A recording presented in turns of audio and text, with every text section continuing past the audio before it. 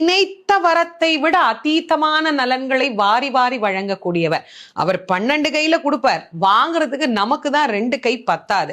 அப்பேற்பட்ட வள்ளலாக விளங்கக்கூடியவர் முருகப்பெருமான். அவர் வள்ளல்னா பக்கத்துல இருக்கிற அம்மா சும்மா கிடையாது, அவள் வள்ளி. இவர் 1 கொடுத்தா அந்த அம்மா 2 கொடுங்கன்னு பாலாம்.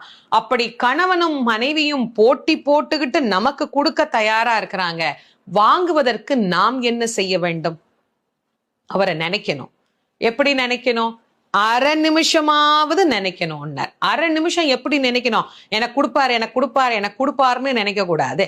முருகப்பெருமானை உள்ளம் உருகி, அந்த உள்ளம் உருகுகிற போதே நமக்கு அப்படியே கண்களில் இருந்து ஆனந்த கண்ணீர் அப்படியே பெருகும்.